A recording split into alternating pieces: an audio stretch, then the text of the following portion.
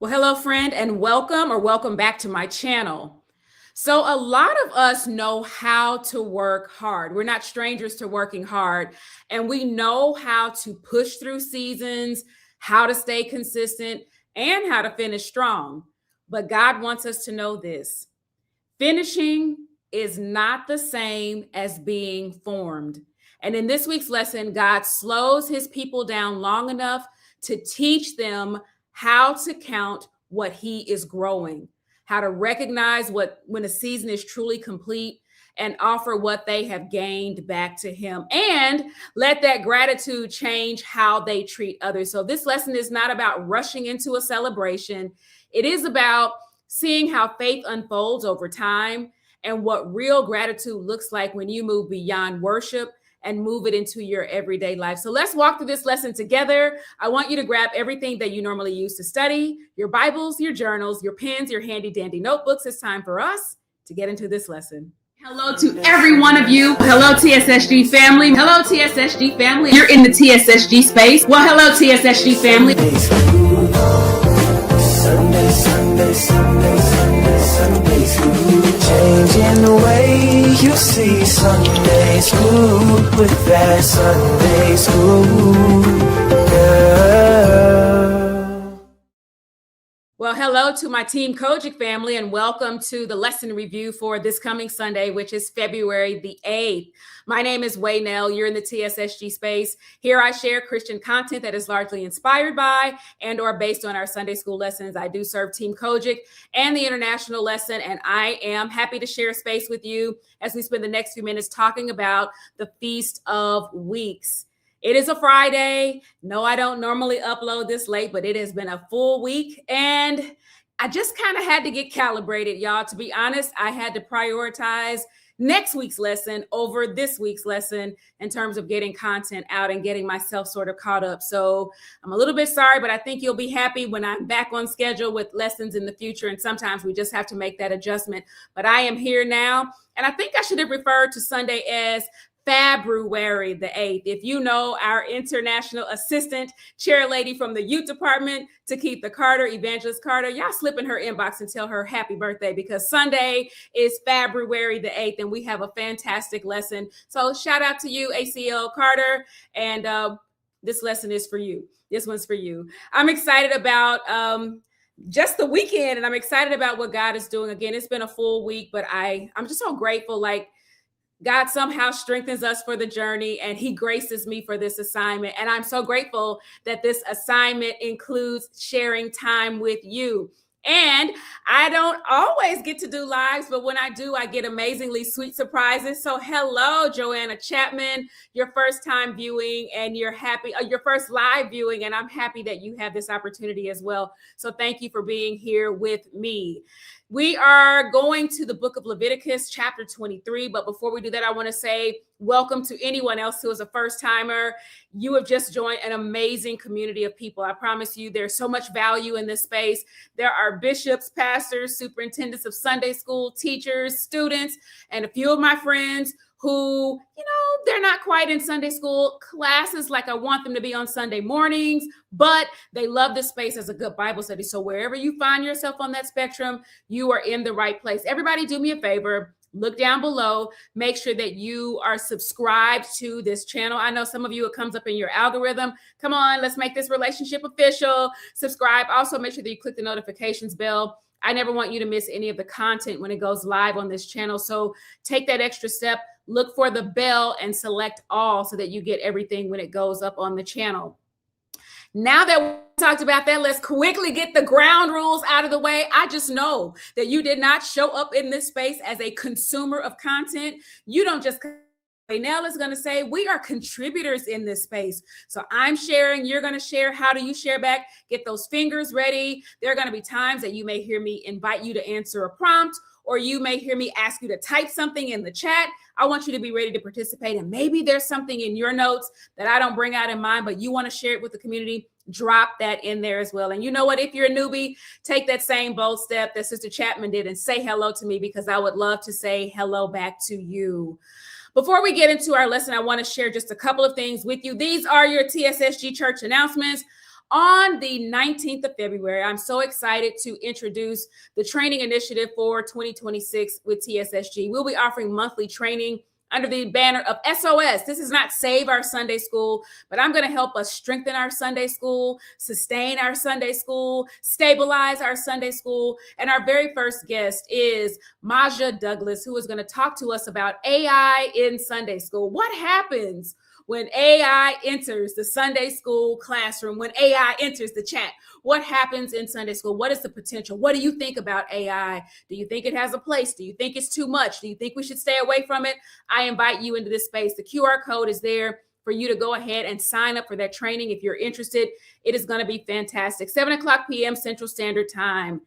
And I would like to remind you that God is blessing me so amazingly. And I am headed, if the Lord say the same, to Nigeria in the month of March. In fact, I'm just over 30 days before we'll head to Nigeria with the team there. And I am so excited about what God is doing. And I thank you because so many of you already believe in this mission. You believe what God is doing and believe in what God is doing in this space. And you're already starting to share gifts. I want to say thank you to you for that. Later this month, you will see a double good popcorn sale. I should have picked up my popcorn. I get double good from everybody else. Whenever somebody's selling double good, if you got a link, you can email me your link because I'm probably going to buy 3 butter popcorn. I love double good. So you know what? It's my turn. I don't have any children. I don't send trash bag links. I don't have Girl Scout cookies, none of that. But I'm excited about the opportunity for you to support me with the popcorn sale. Now let's get into the lesson because we got a long way to go. Short time to get there, but a great lesson that's ahead of us. We're going to the Feast of Weeks.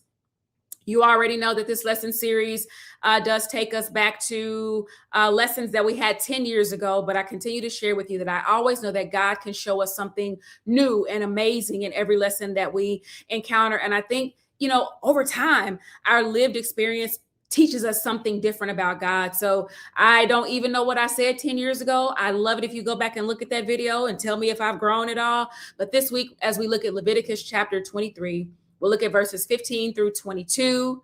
The Bible truth. God commanded the Hebrews to offer him joyful praise and thanksgiving as they share their harvest. Our memory verse is going to be verse 26. And we have our lesson aims laid out ahead of us as well. So I hope you have all this. I don't want to use my time reading out of those because I think the lesson has such great content. As we go into Leviticus, and we're in Leviticus this week and next week. See, I'm already ready for the 15th. So the book of Leviticus, by way of background, does not enter Israel's history in a moment of crisis. It is a moment of presence for them. So God has already made choice to dwell among his people. The tabernacle stands at the center of their camp. And the question is no longer whether God is with them. They already know that. But now, how are they to live with a holy God who is always in their midst? By the way, if you need my TSSG notes for this lesson, yeah, I did just put them up last night, but they're there now. And you can grab those notes. They'll go along with this study that I'm sharing right now. And you'll also find the 20 questions for this lesson, as well. If you serve young people, there is a kid pack available as well. So instead of telling Israel where to go next, what Leviticus does is teaches them how to order their lives now. How do I live this thing out every day? So it addresses these everyday realities like worship, work, rest, relationships, responsibility. And it really insists that none of these areas are like spiritually neutral. Every single one of those areas, God has a rhythm, he has a requirement, and God is paying attention to it. So when we get to Leviticus chapter 23, this outlines the time of the sacred Feast of Weeks, the Feast of Weeks. And it shows them that holiness is not only about sacred spaces, but it is about sacred time. We're going to be talking in our lessons about how time is a sacred thing. You'll find your cast of characters in your TSSG notes. And as we go into this passage, it's like God interrupts ordinary labor with this intentional pause in their work so that they can have this moment of worship and they can look at their progress and have that moment in their progress where they show some gratitude for what has been done. So again, Leviticus is all about reminding, even us that God's presence will change how we look at time, how we value work, and even how community is formed. Let's go to chapter 23. We're going to start at verse 15. As we're preparing to go, there are 4 words that will guide our study for this week. While you're waiting on those 4 words, when life feels like it's going nonstop, God wants us to know that he is able to teach us as his people how to mark time, how to honor what's been completed, how to offer back to him that gratitude, and just take that moment, and it will reshape how we treat other people when we have that regular rhythm in our life. Here's your 4 words: count, complete, consecrate, care. Count, complete, consecrate, care. Let's look at our count portion of our scripture. We'll look at verses 15 and 16, and verse 16 will also cross us over into our complete conversation as well. And from the day after the Sabbath, from the day on which you bring the sheaf of the elevation offering, you shall count the 7 weeks. They shall be complete. You shall count until the day after the 7th Sabbath, 50 days. Then you shall present an offering of new grain to the Lord. This is the New Revised Standard Version that I'm reading from. And in these verses, like, God is slowing his people down enough to train them to notice growth, to notice progress. When is the last time you slowed down and noticed growth, progress, celebrated it in your own life? And before the celebration, before there are any offerings, before the generosity happens, God teaches Israel to count. In order to count something, you got to pay attention to how things are unfolding over time. So verse 15, let's look at it. Verse 15 really establishes this starting point of the count. They are tying sacred time to, again, a moment of worship that they've already experienced rather than something that they're imagining that's going to happen in the future. This is not about future focus. I wrote a curriculum called Future Focus. Did you know that? This is not about future focus, right? But this is about something that has already happened. So these 2 verses introduce this discipline that sort of feels simple in a way, almost deceptively simple: counting days, right? But in Israel's world, this was not like a neutral activity. Time was not considered abstract. It was a theological thing. So these verses come right after the Feast of First Fruits, and they come before the Feast of Weeks. So it is sort of anchoring this celebration in what has happened again and already lived and measurable progress.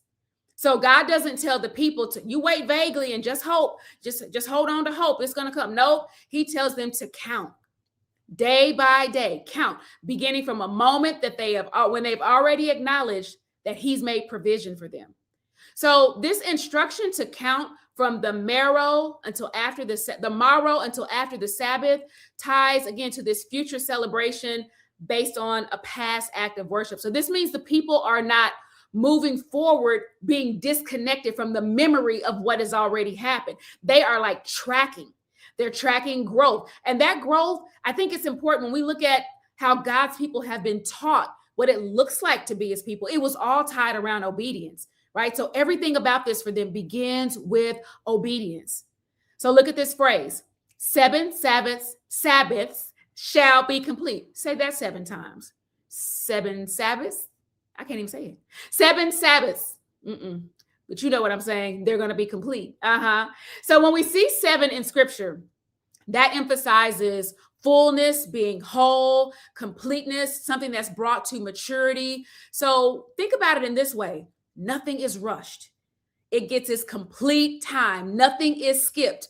So when you think about it in that way, faith is not proven by how quickly they arrive. It's proven by whether they stay attentive throughout the entire span that they are to count. Faithfulness is not just finishing. It is what they do all along the journey. So this count reaches 50 days. Again, a full cycle plus 1. And that is a sign of overflow. 50 days is 7 cycles of 7. 7 times 7 is 49. There's your math lesson for the kids this week. If you teach in that way, 7 times 7 is 49 plus 1. So when we have that plus 1, it's a sign of overflow in the text. So I think the structure teaches Israel that spiritual maturity requires endurance. Spiritual maturity requires awareness. and that God is not impressed by just enthusiasm, right? Enthusiasm can actually wane. It doesn't always last over time. When God is forming his people, he's not forming us on the next rah-rah rally. He is literally asking his people to live inside of a period of waiting and to mark each day as they are waiting, as they're going through, to remain present while you're going through the growth process. As growth is unfolding, you remain present. So I think that what kind of stands out for me is that there's nothing dramatic that's happening when they're counting, right? There's no new instruction every day. They don't get a lollipop every day. There's no fresh miracle every day. It is just obedience that is repeated day after day. Obedience is repeated day after day. And I think that what this teaches the community is that faithfulness is often quiet. You can put that in the chat. Faithfulness is often quiet. And I've been leading these conversations on formation. What that looks like is God is forming us as his people. None of us comes completely ready. Every day as his believers, as his followers, we are being formed into his image. And so formation happens while nothing feels super spiritual. There are not Holy Ghost doodads going up and down their arms. So sometimes formation feels really quiet. And the counting itself becomes the discipline, right? So by the time the feast arrives, the people are not just celebrating the harvest. They are celebrating attention. They are celebrating patience. They are celebrating like trust over time. They're celebrating formation. Let's pause for a couple of key learnings and we'll keep going. I think that counting teaches awareness, and it helps us not to rush past formation. Every day, like when we're just being faithful every day, when we understand every day, it helps us not to bypass formation. And I think that faithfulness often looks like staying engaged when it doesn't feel like anything super wonderful is happening. Even when nothing feels urgent. There are a lot of folks who fall into spiritual practices when they need God to move big. But can you stay faithful when nothing around you feels urgent or exciting? It is just about day-to-day faithfulness. Here's my question. Where in your life are you counting days faithfully, even if the outcome of what you're waiting on has not visibly happened yet? Where are you counting days where you've remained faithful, even though the visible outcome has not come yet? So before God invites his people to celebrate this harvest, he's teaching them to pay attention to the process that this is going to produce. And I don't think a lot of us give credit to the process. You hear me talk a lot about trusting the process, right? Trust the process. But there's a lot of credit that we don't give to the process itself and what we go through and what we learn. So drop this in the chat. Growth that God can trust is growth that's been counted. Growth that God can trust is growth that has been counted. So once the counting is complete, now we're still going to look at verse 16 because the text also shifts from the time being measured to work that is finished, work that is complete. So that moves us from this counting to completion, and ultimately we'll get to celebration. So in verse 16, again, the verses move the community from this measured time of waiting to acknowledging completion. And God actually names the moment when the season of counting is no longer open-ended, right? And that teaches the people to recognize when work has been fully done, when work has fully run its course. So we're still in verse 16. And again, it brings that closure to the counting. We've named the cycle of time 7 cycles of 7 plus 1. So the 50th day is the moment of completion. And that's not just a day on the calendar. Again, it is this theological statement of timing, right? God is determined when the work is finished, not the people, not when they got tired, not when they didn't feel motivated, not when they didn't feel encouraged. And I think that's a bad behavior pattern that we are falling into as believers, right? Because there are certain comforts that we enjoy, and we think that we reserve the right to have everything go our way. If you look at some work patterns now, there are people who, when they wake up in the morning, I just don't feel it today. Emotionally, I just can't handle today. Nope, there's nothing in this passage about whether they feel emotionally equipped to handle the timeline. So the time ends when God says it ends, not the people's impatience, not their enthusiasm, none of it. So the count does not end when they are tired of waiting, And it does not end indefinitely because they are unsure. It already has a mark on it.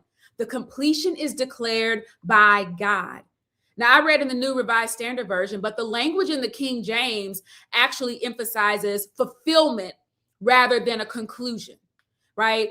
Rather than a conclusion, even for just the sake of having a conclusion. The people are instructed to count until the morrow after the seventh Sabbath. A Sabbath is 7, right? So after I still can't say it. If you can say it, again, try to say it. I'm not going to do it again. But it signaled this process that had to be fully honored before anything new could begin, right? So when you look at completion here, it's not accidental. Everything about this is deliberate. God doesn't allow the community to blur the lines between almost done and fully done. Nope, 99 and a half won't do. So historically, if you look at this, it matters because Israel's life depended on these agricultural rhythms, right? So the harvest didn't happen all at one time, and impatience could lead to waste, or impatience could lead to loss. So spiritually, God mirrors that reality for them, that faith is not strengthened by stopping early. Our faith is not strengthened in seasons that drag past their purpose. Completion protects the integrity of the work that came before any of that even happened. So I think there's also a degree of restraint that is sort of embedded in this instruction as well, because the people are not told to celebrate as soon as the grain appears, or celebrate as soon as you see something popping up, as soon as you see a stalk that's visible. No, they've got to wait until the season is whole. They've got to wait until the season has been completed. And that waiting puts them in a place where they are guarded against premature celebration, because premature celebrations center on us and our accomplishments and what we did to make that thing happen, rather than honoring God's provision.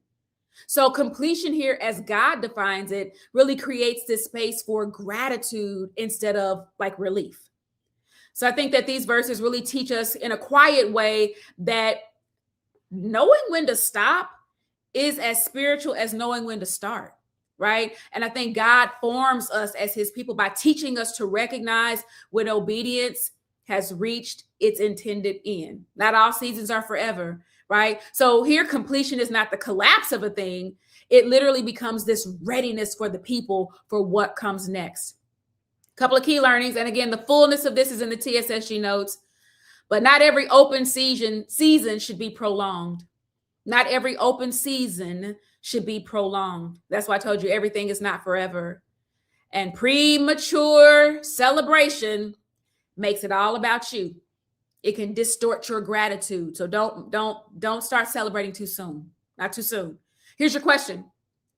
How do you usually know when a season of your life is truly finished, and who decides that?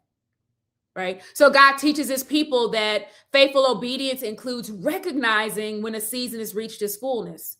So drop this in the chat. God defines done, not our fatigue. God defines when we are done, not our fatigue. And I could add more, not our fatigue, not our feelings, not our emotions. Nope, God defines when we are done. So let's keep moving to the consecration. Yes, there are TSSG notes, Sister Faye McLean. They are linked in the description box, and they are on the website. And by the way, if I ever forget to link in the description box, they're usually on the website long before they get to this video. So the notes, even for the 15th, are already up on the website, even though I don't have a video yet. I love you, Sister Faye. You know you are always consistent. Love you for that. Thank you. All right. So once this season is fully complete and the text moves from recognizing the harvest now to responding to it. So we're going to move from this idea of completion now to our passage portion on consecrate. We're going to talk about consecration, verses 17 through 21, long passage. You shall form from your settlements 2 loaves of bread as an elevation offering, each made of 2/10 of an ephah. They shall be of choice flour, baked with leaven, as first fruits to the Lord. You shall present with the bread 7 lambs a year old, without blemish, 1 young bull and 2 rams, and they shall be a burnt offering to the Lord, along with their grain offering and their drink offerings, an offering by fire of pleasing odor to the Lord. You shall offer one male goat for a sin offering, and 2 male lambs as a year old as a sacrifice of well-being. The priest shall raise them with the bread of the first fruits as an elevation offering before the Lord, together with the 2 lambs. They shall be holy to the Lord for the priest. On that same day, you shall make a proclamation. You shall hold a holy convocation. Holy convocation. You shall present work at your. You shall not work at your occupations. This is a statute forever in your settlements throughout your generations. That was a very King Jamesy reading of verses 17 through 21. And these verses, again, move the people from recognizing a season of completion to now how you respond to that. They respond with worship. And it's because what has been produced through time and through effort is now intentionally being offered back to God. It's where they turn ordinary labor into a sacred acknowledgement of what has been done. So verses 17 through 21 shift us. And once that harvest season has been fully honored, God now directs the people on what to do next. They're to bring what they've produced. They're to place it deliberately before him. And I think what stands out for me is that the offering comes out of your habitations. This is not temple-owned grain. This ain't the church grain. Nope. This is not priest-produced bread. Nope. It is the fruit coming out of ordinary homes, ordinary people, ordinary labor who have ordinary days, regular folks. And check this out. Worship here really starts with what the people actually had where they lived. The worship here begins with what people actually lived, right? What they had in home, right? So the 2 wave loaves, they really stand out because they are baked with leaven. Leaven is another term we would think of like yeast. So throughout Leviticus, leaven is often restricted, right? That's where we get this idea of unleavened bread. Okay, so it's often restricted because it was associated with corruption or impurity.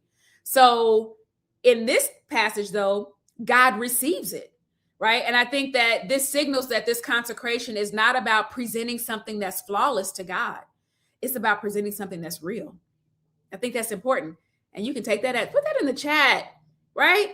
God is not always looking for, he's never looking for us to present in a way that is flawless. I know he's able to present us flawless, but he already knows we're not going to present as flawless, but he does accept us when we present as real. So the people are not asked to strip away the marks of sort of their ordinary, normal, everyday lives before they offer it to God.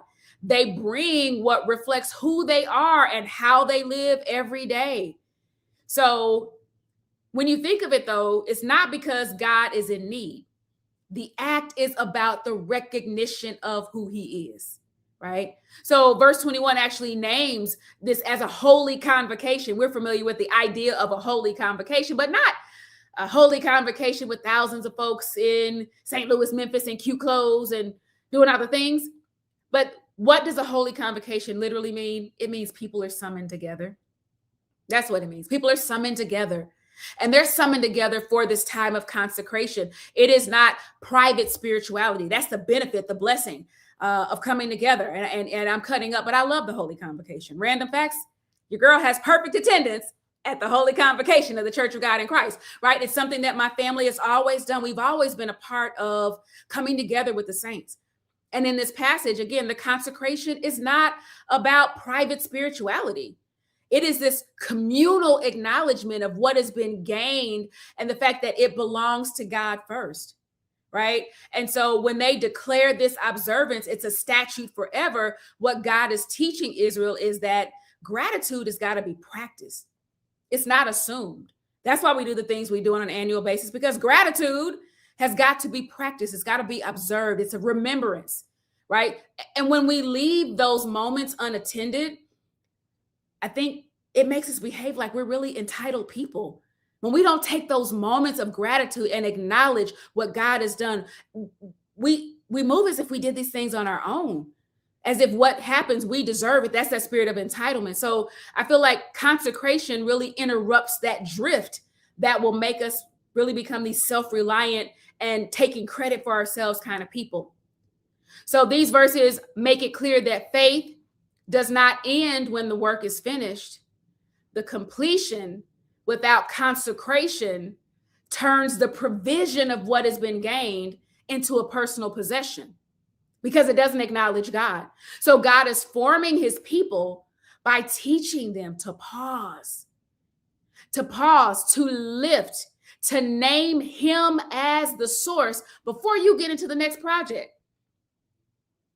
And we can all take that into our spaces.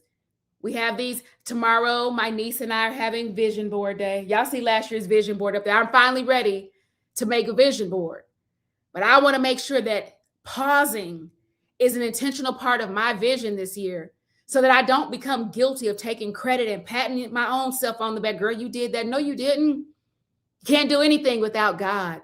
So God teaches his people. That's part of our formation. Drop that in the chat. Pause. Pause. Lift. Name him. He is the source. Before you jump into the next project, take that moment to pause, lift, and name him as the source. Here's my question for you. You'll find the key learnings.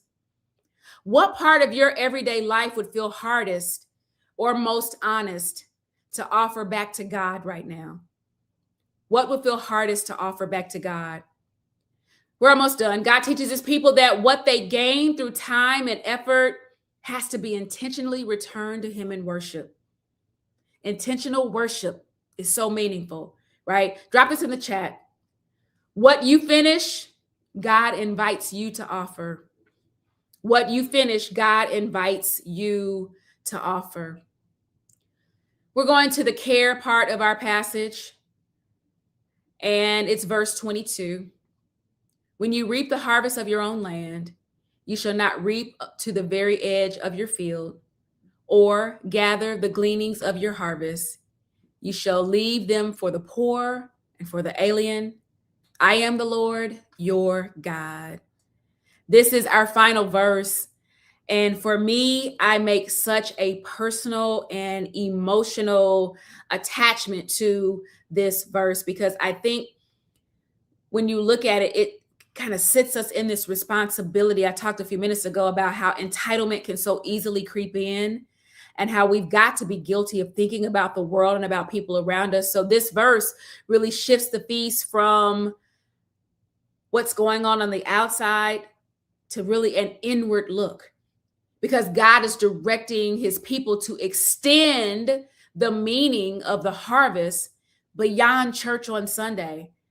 We got to extend the meaning of what it looks like to be God's people outside of the holy convocation. Yep, they were called to a holy convocation, right? We saw that.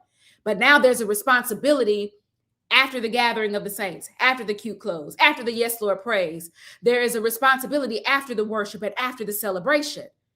And it is shaping in this passage how gratitude is expressed in the everyday life of the community. So if you're not careful, this verse is so quiet, you'll miss it. But I think that the placement of it is intentional. It is disruptive. So after they get these instructions about counting, about completing, about consecrating this harvest, now God shifts their focus to the edges of the field. Think about a large field, rectangle, square, perimeter, the outer parts of the field. And this verse reminds the people that celebration without compassion is incomplete. Drop that in the chat. Celebration without compassion is incomplete. That is why I love and I honor the facets of our church who are intentional when we go into cities, whether it's the convocation or the women's convention or the AIM convention or any of the other, I think it's still 9 conferences. It might be 7 this year. Don't quote me on that. But shame on us if we go into a city excited to be there, hugging and kissing on each other, high-fiving, docking, looking cute every day, shouting all over the convention center, spending money in the restaurants and the hotels, but we never touch that community. There's an awareness that God calls his people to, because celebration without compassion is incomplete. And worship that does not change how resources are handled miss its purpose.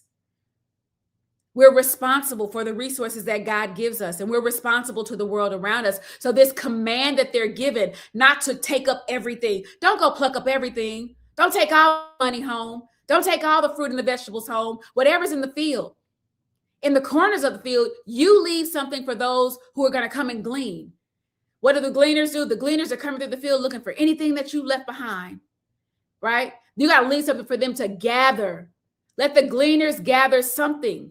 And don't just leave them the parts that you don't want. Leave them something that represents abundance as well, right? And God doesn't give the instruction in language that is like scarcity language. Nope. It is in the context of harvest. You got a harvest. It's a full harvest. You have provision. So this care for the poor, care for the stranger, it is intentional. It's not framed as charity because, oh, we feel guilty. Oh, I feel so bad that you're out there. You don't have, nope. It's a restraint that those of you who have, you have so much. There ought to be a restraint in you that doesn't take everything. A restraint in you that is shaped by what? The gratitude that God even gives you. That the gratitude that you have for God for even giving to you the ability to be a blessing. Right? So sometimes that restraint that we show is another form of gratitude, right? We are blessed to be a blessing. We are blessed to be a blessing. There is a portion of, I have my late grandparents' home.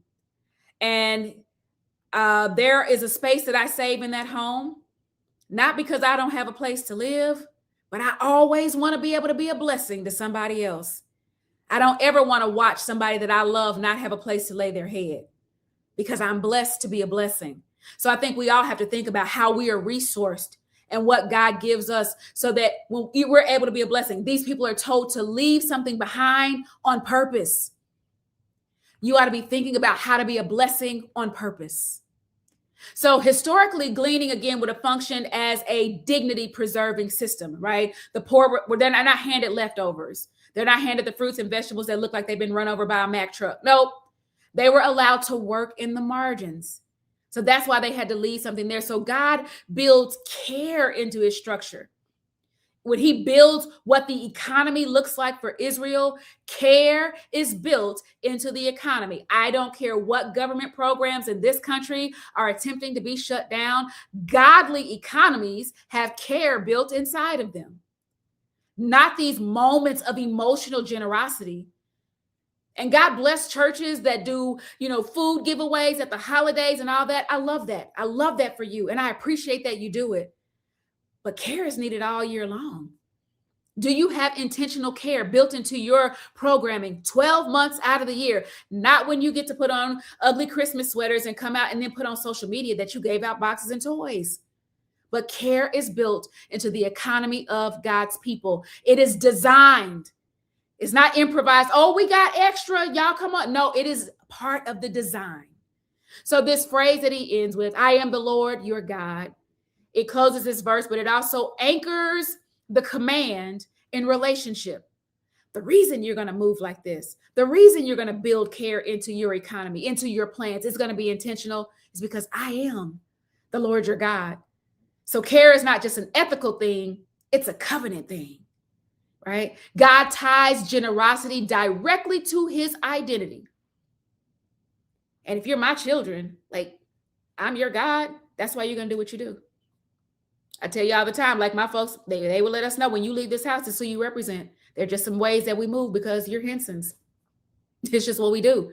And how the people treat the vulnerable. I got that one right this week. I said it. How they treat the vulnerable reflects what they truly understand. And it reflects what they truly understand and believe about God, who he is and what he's done for them. So this last section really teaches us that faith does not end at worship gatherings. It doesn't end even with our sacred calendars, right? Gratitude that is private, gratitude that, we don't see. It's hollow. We should be able to see. You live out that gratitude.